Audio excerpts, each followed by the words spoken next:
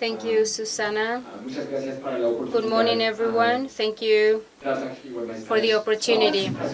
Y ahí se detiene mi español. No tengo más que decirles en este idioma, pero bueno, es un privilegio para mí estar aquí con ustedes hoy y poder contribuir con estas charlas. Voy a tratar, más que nada, de compartir con ustedes algunos elementos del modo en el que los reguladores lidian con temas en relación con el equilibrio de los asuntos públicos en el contexto de un continuo de gestión de riesgo, donde el instrumento más importante para el regulador, por lo general, es utilizar reglamentaciones o normas. Y espero que tengamos luego una charla en torno a cómo la elección del instrumento debería ser impulsada esencialmente por la ciencia y el análisis de riesgo. Con respecto a esto, voy a utilizar un método académico, ahora que yo soy académico, y vamos a hablar de la presentación de los requisitos de un sistema regulatorio robusto. Estoy seguro que muchos de ustedes ya conocen esto, pero es bueno comenzar con los principios básicos y luego construir sobre ellos. Voy a tratar luego de eso de compartir algunos elementos de experiencia que he tenido cuando tuve el privilegio de trabajar como regulador para Health Canada los últimos 13 años. Y también elegí el tema de los ácidos trans fat y cómo manejamos este tema nosotros en Canadá. Y finalmente llegaremos a una charla subsiguiente, esperemos a la tarde, o varias charlas a la tarde en torno a esto. Vamos a comenzar con los principios de la importancia de asociarnos en la inocuidad alimentaria y también con respecto a la nutrición. Todo esto es una responsabilidad compartida y cómo se comporta el sistema es importante. Por supuesto, la principal responsabilidad es de la industria porque la industria es responsable de la producción de los alimentos que son seguros, que tienen la información necesaria para los consumidores. Los consumidores también tienen un rol importante, una responsabilidad importante, esencialmente para manejar los alimentos de un modo que no los enferme o al elegir alimentos que también sean aptos para sus condiciones. No todos los alimentos son aptos para todas las personas, por ejemplo, al hablar de falta de tolerancias o alergias, entre otras cosas. Y finalmente siempre al final vienen los gobiernos, porque deberían tener el menor rol los gobiernos en cuanto a la intervención. Sin embargo, sí tienen un rol esencialmente para crear un marco para que estos dos socios o actores puedan actuar o interactuar armónicamente. Cuando trato de representar un sistema de inocuidad alimentaria, siempre pienso en una casa.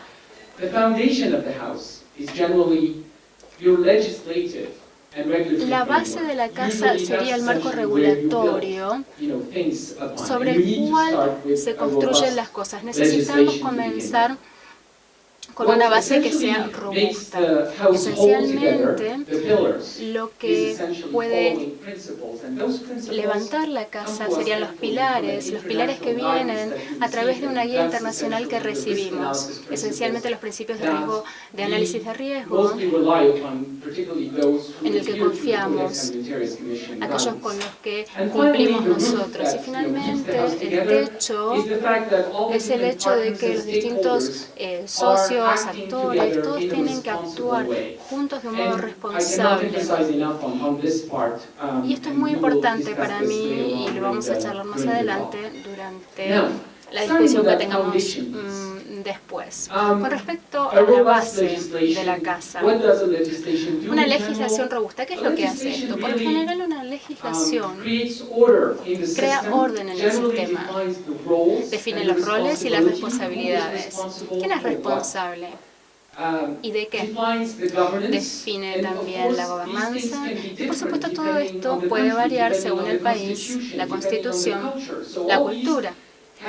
Entonces, todo esto tiene una variedad, pero estos principios de qué es lo que hace por lo general son los mismos.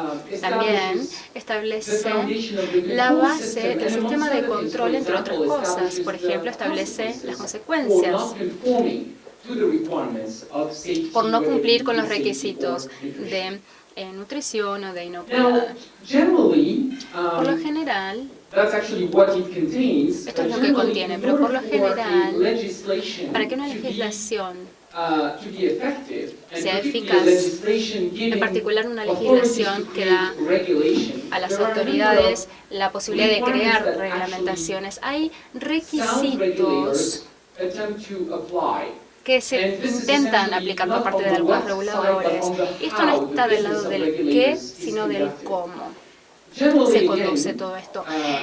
Nuevamente, muy pocas veces se va a ver un regulador que confíe en solamente una opción, un instrumento para poder manejar el riesgo. Es muy general, es muy común ver una mezcla, una combinación de herramientas de las que tenemos que depender para tener eficacia para lidiar con cualquiera de estos temas. Y recuerden que una reglamentación no es una varita mágica para lidiar con todo, es solamente un instrumento en una mezcla de instrumentos de gestión de riesgo disponibles para los reguladores y para los socios o todos los actores en el sistema alimentario y de nutrición.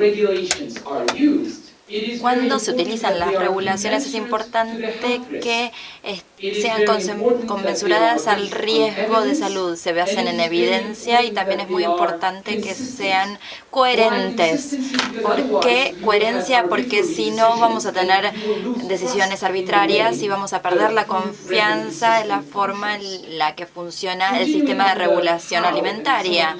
Continuando con las mejores prácticas, una vez más, el sistema no va a funcionar efectivamente a menos que tengan la participación y el involucramiento de distintos participantes y a menos que exista transparencia, que la información se comparta y esté disponible a fin de crear e impulsar la confianza. Y también es muy importante luchar hacia la evaluación del posible impacto de cualquier mecanismo regulatorio que se contemple, y eso debería darse, de hecho, al principio del proceso, antes de implementar las decisiones regulatorias. Es un elemento que es parte de la política, del desarrollo de las políticas regulatorias. Esto es simplemente es un corolario de cómo los defensores del paradigma del análisis de riesgo que consta de la evaluación de riesgo, la gestión de riesgos y la comunicación de riesgo, y la dimensión se incluye en lo que es la comunicación de riesgo. No es solo comunicar el riesgo de una manera simplista, sino interactuar con la comunidad de interesados y compartir la información para llegar a decisiones basadas sobre consenso y con la contribución y colaboración de todos. Otro elemento por considerar es que el riesgo, las decisiones el análisis de riesgo no es algo que sea estático, sino que con el cambio de la información y de los avances científicos y tecnológicos que surgen, influyen las decisiones que tomamos. Y cuando uno llega a una decisión y se implementa enfoques de gestión, es muy importante establecer un tiempo para la evaluación de la efectividad de ese enfoque, que por lo general los conduce a identificar nuevos problemas y los lleva a reiniciar el ciclo, es decir, identificar el nuevo problema, identificar una nueva evaluación y evaluar otras opciones de gestión. Entonces es muy importante considerar que cualquier tipo de decisión en el contexto de un enfoque del ciclo de vida de esa decisión.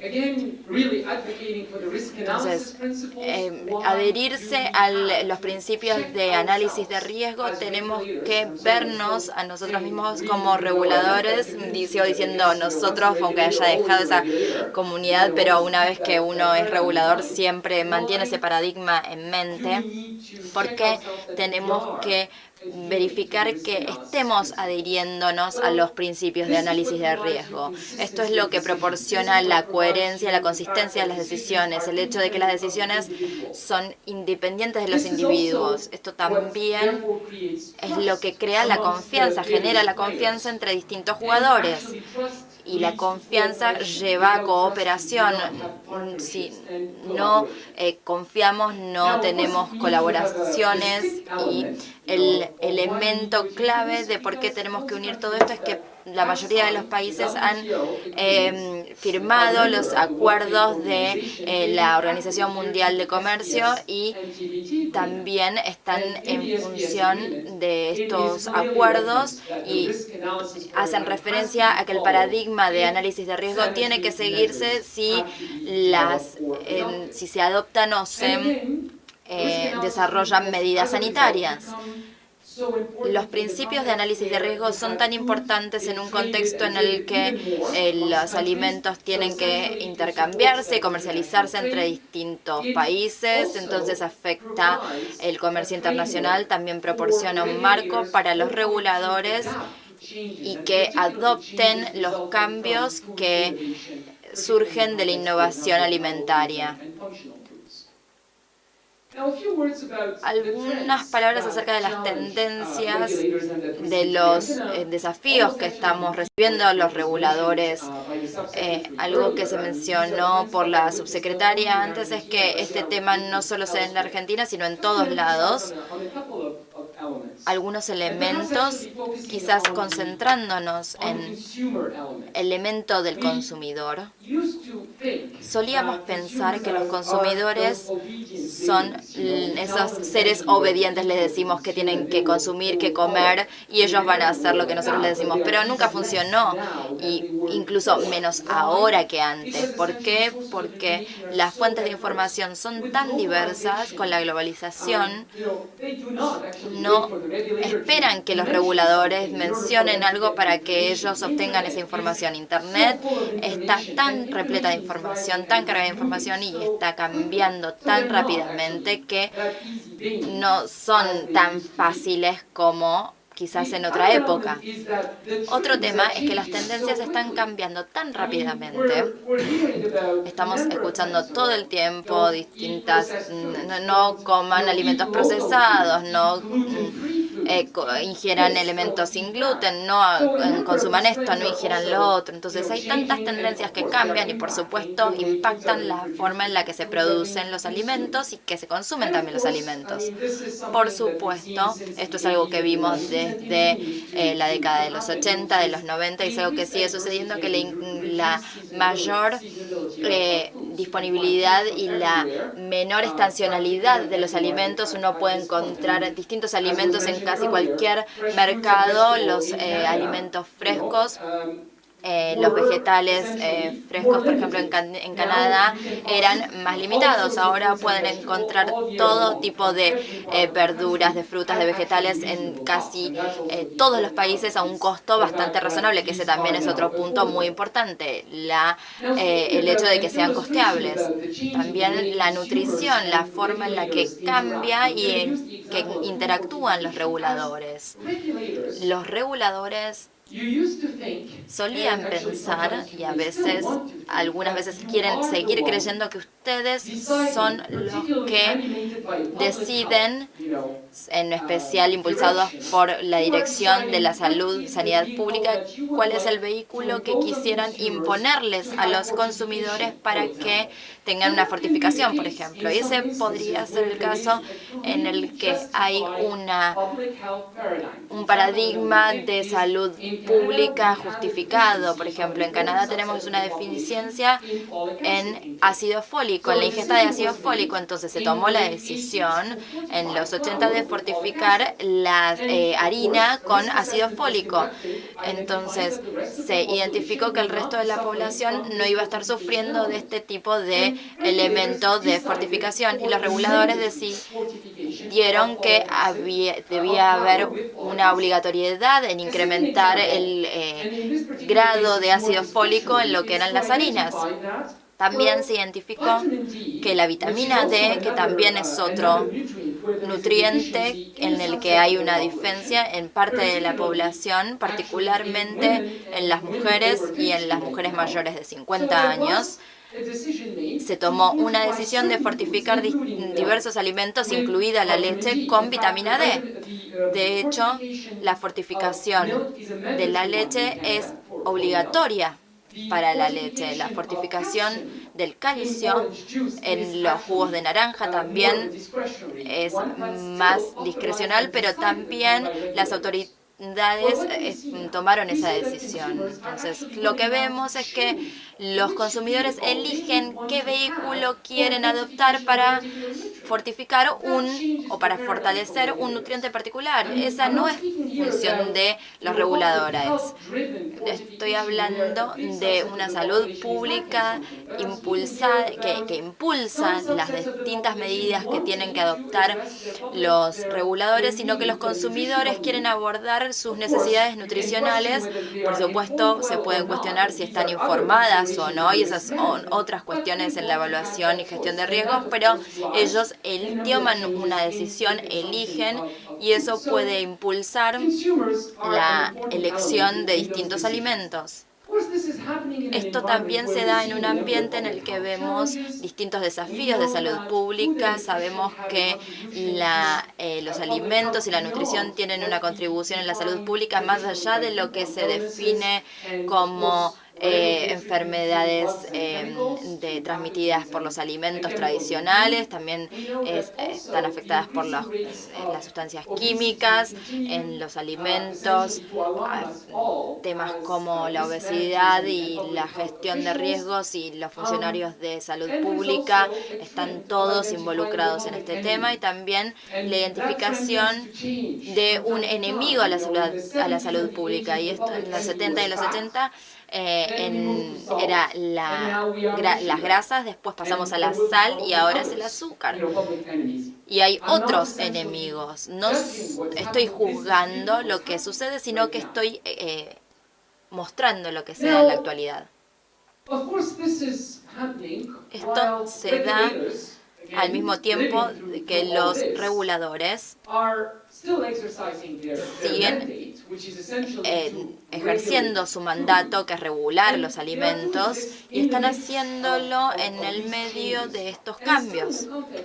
Y en un contexto en el que tenemos que considerar, y eso se mencionó también antes para Argentina, pero también es lo mismo para distintos países, que los alimentos y la producción alimentaria es el motor del crecimiento económico y del desarrollo económico. En muchos países la producción alimentaria es el primer sector industrial, y ahora tener la oportunidad de trabajar con la Organización de las Naciones Unidas para el Desarrollo Industrial es algo que también es un motor del desarrollo, no solo económico, sino también desarrollo humano. Y otra vez, volviendo al hecho de que los reguladores siguen luchando con este contexto, particularmente en la innovación alimentaria, y también lo ilustré con algunos ejemplos, la forma en la que la fortificación se gestiona, de cómo se gestionan distintos marcos muy incoherentes o inconsistentes que crean a veces confusiones. También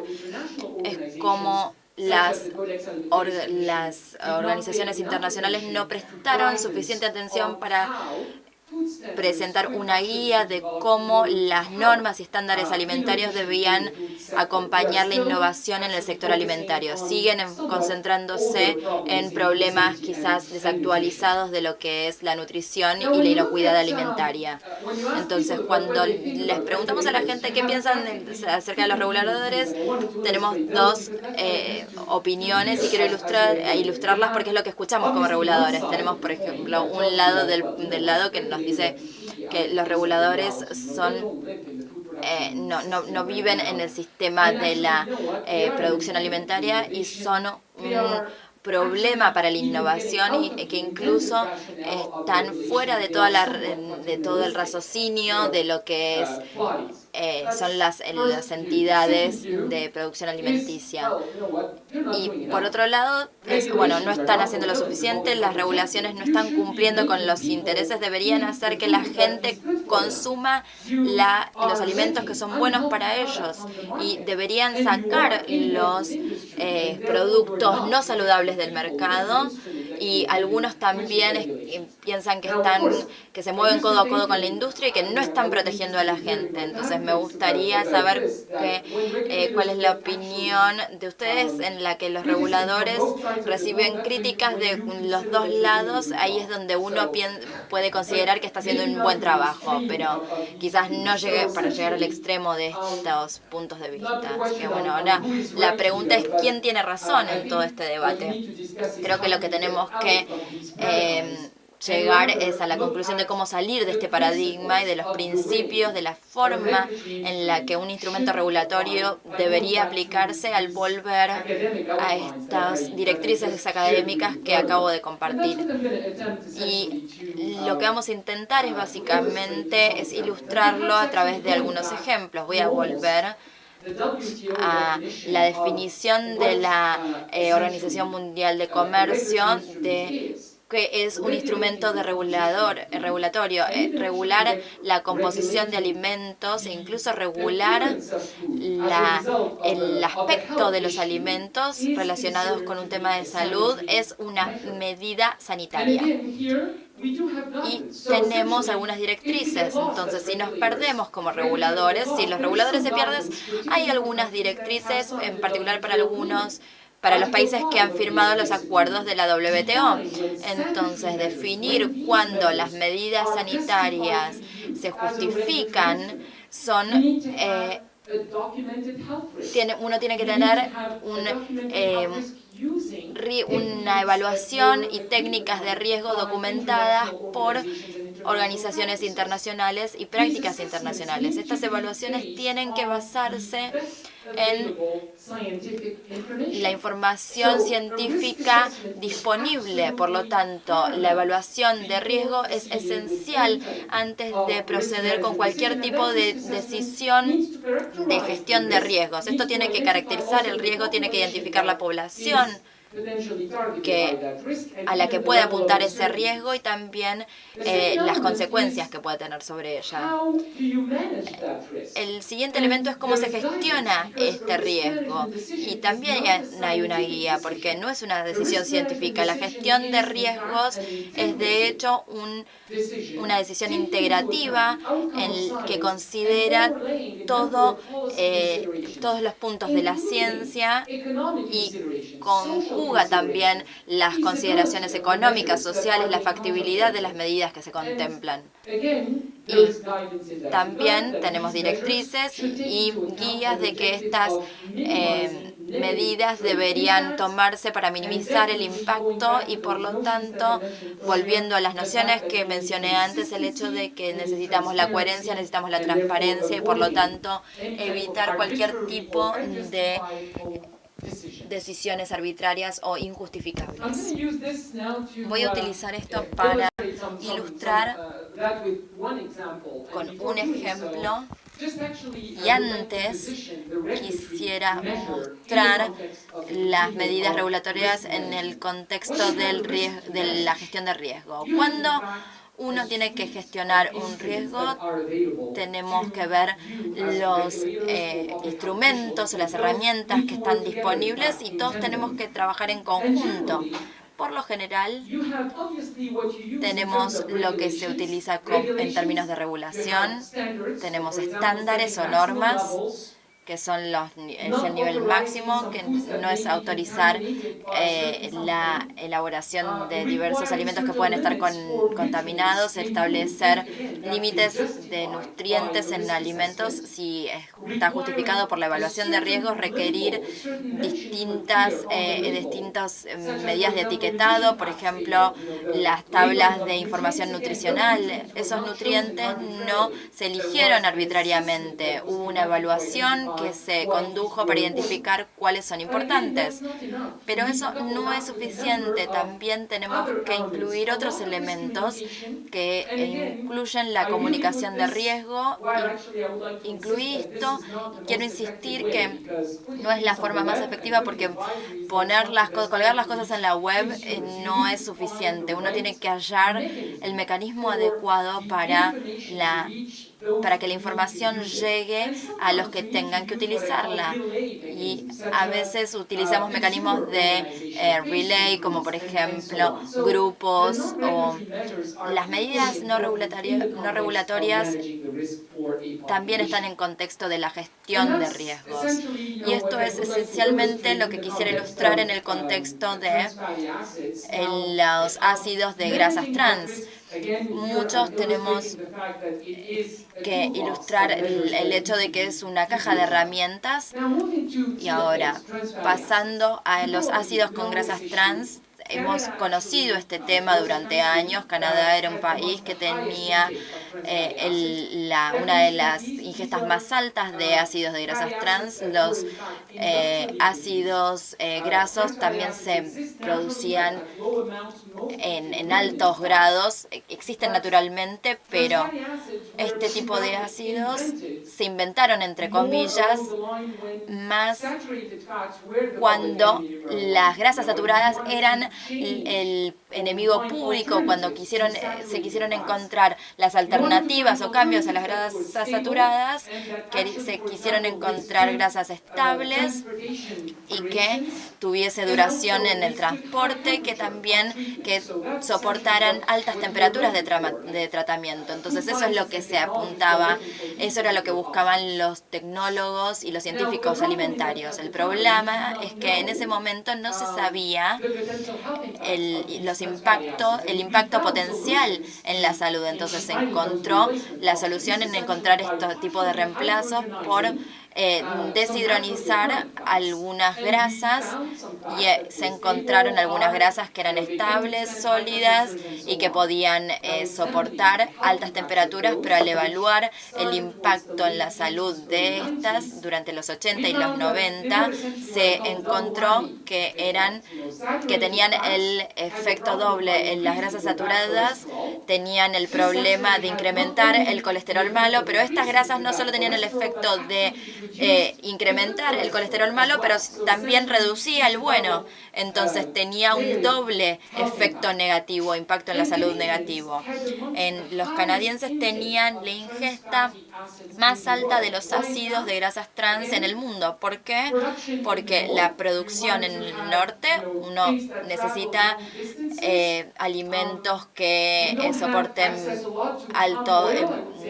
grandes tiempos de viaje, y esencialmente tratábamos de encontrar soluciones que provinieran de aceites de semillas que se produjeran localmente, y esto condujo a los ácidos de grasas trans.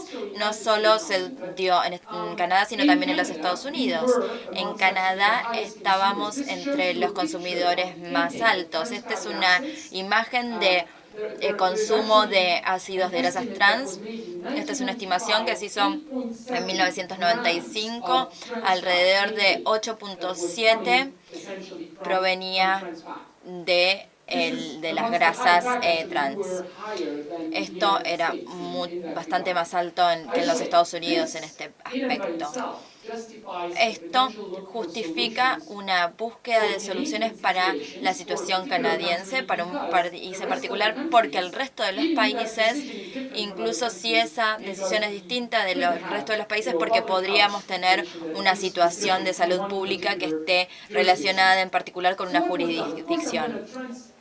Entonces, ¿qué es lo que se hizo? Entre 1999 y hasta el día de hoy hubo una demostración de que los ácidos de grasas trans tenían un riesgo hacia la salud inaceptable, y esto se demostró con las distintas evaluaciones de riesgo que se dieron se vieron en este paper en particular.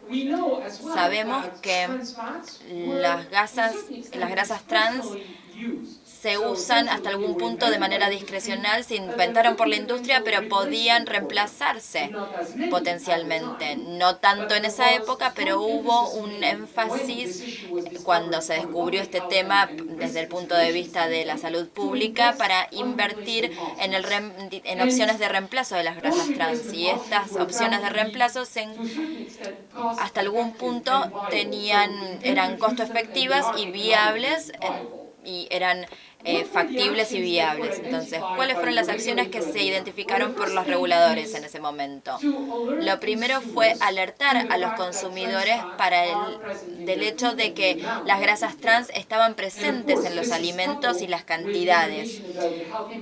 Y esto tenía impacto en la salud.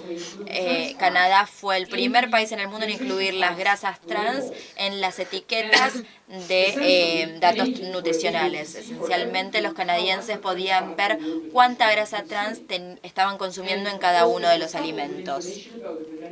Y esto también redujo los posibles efectos adversos de las grasas trans. Pero esto también tenía que reducir el hecho de que los consumidores cambiaran el consumo de grasas trans.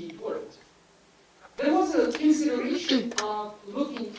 una consideración que fue ver la parte de la regulación. Hubo niveles establecidos para llegar a un consumo seguro y a una reducción del consumo de la población de las grasas trans. La reducción, esencialmente, podía lograrse estableciendo un nivel máximo del 2% de TFA, o sea, de grasas, ácidos de grasas trans, en margarinas, mantecas, etc. O sea, utilizando un máximo de nivel en estos productos y también estableciendo un máximo general como una proporción de grasas en otros alimentos.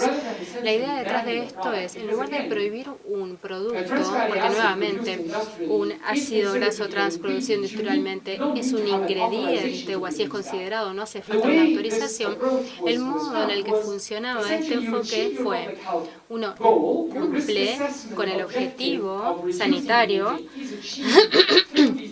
a través de estos niveles establecidos. Esto se hizo a través de un modelado, a la vez que se le da la discreción o la opción a la industria a manejarlo según la formulación de sus productos.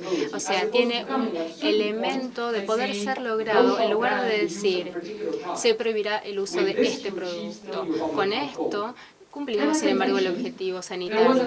Y como ya mencioné, hubo una identificación de opciones de reemplazo costo efectivas para las grasas trans. Vamos a ver ahora el impacto de la opción del etiquetado o el rotulado. Esto esencialmente es una representación del cambio en algunos de los productos del nivel de grasas trans en algunos alimentos en el 95 y en el 2005.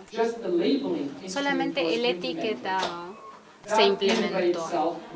Esto por sí solo se tradujo en una reducción sustancial de grasas trans en los alimentos solamente gracias al rotulado. Por supuesto, esto por sí solo no funciona. Hace falta también una comunicación de riesgo. Necesitamos trabajar con los fabricantes para poder asegurarnos de tener las opciones, y de hecho hubo una contribución de reguladores para poder alentar a la aprobación de alternativas. Muchas alternativas a las grasas trans, de hecho, eran semillas de aceites modificadas genéticamente, que tenían un perfil que eran aptos, un perfil apto, pero que necesitaban una aprobación porque son considerados alimentos novedosos. Y el regulador apresuró la aprobación, y esto fue lo que ayudó a la disponibilidad de las alternativas o de las medidas alternativas. Me van a preguntar, bueno, ¿se cumplió con el objetivo? ¿Hace falta regular? Esta es una evaluación que se estableció en 2013 y en ese momento la conclusión fue sí. ¿Sobre qué base? Y este es el tipo de evaluación que se condujo en 2013. La que yo mencioné antes de 2013 se condujo luego de la evaluación de impacto del requisito de rotulado. Lo que se vio fue que el consumo se ha reducido sustancialmente en Canadá de grasas trans, pero no llegaba a cumplir con la pauta de la OMS, que era tener menos de 1% de energía que provenga de grasas trans o de ácidos grasos trans. Ese era el objetivo al que queríamos llegar. Por supuesto, hubo un reconocimiento que la mayor parte de la industria pasó a reemplazar las grasas trans. Esto se evidenció gracias al etiquetado y la evaluación, pero se identificó un número de productos importantes que tenían altos niveles de grasas trans. Entonces, identificamos que en realidad, no se creó ese equilibrio entre los productos nacionales e importados. Sí, ya sé que en realidad me quedo sin tiempo, pero ya estoy terminando.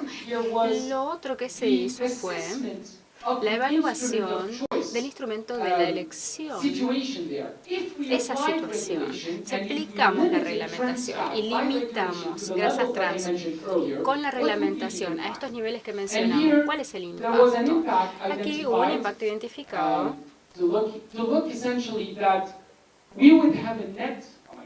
que nos mostró. Avancé mucho. Esto pasa cuando uno se queda sin tiempo y se apresura. Y el beneficio de la salud entre 5 y 9 mil millones de dólares y un costo estimado en 200 millones de dólares aproximadamente. Esta fue una justificación desde el punto de vista económico como para implementar un instrumento reglamentario adicional. Ahora, esto no se ha implementado aún. Como nos estamos quedando sin tiempo, me gustaría terminar con algunas recomendaciones o cosas en que pensar en el contexto de la aplicación de instrumentos reglamentarios. Las decisiones tienen que basarse en evaluaciones de riesgos documentadas cuidadosamente. Se dedica tiempo en el instrumento de la elección. La reglamentación es el instrumento. El etiquetado no es una varita mágica a ser utilizada para cualquier cosa. De hecho, el rotulado tiene que ser mejor, inclusive a nivel internacional. Recuerden que para un alimento que tiene un alérgeno, no ponemos que puede contener un alérgeno. O sea, hay reglas en realidad de cuándo deberíamos utilizar el etiquetado y cómo. Por otro lado, también me gustaría mencionar que los instrumentos reglamentarios están para manejar los productos cuando se identifica un riesgo, cuando un producto tiene un problema. Si al conducir la evaluación de riesgo identificamos que el riesgo está presente gracias a la conducta, a las dietas, en este caso sabemos que el instrumento reglamentario no está para reglamentar a las personas. Los consumidores no pueden ser reglamentados para poder lidiar con estos riesgos en particular.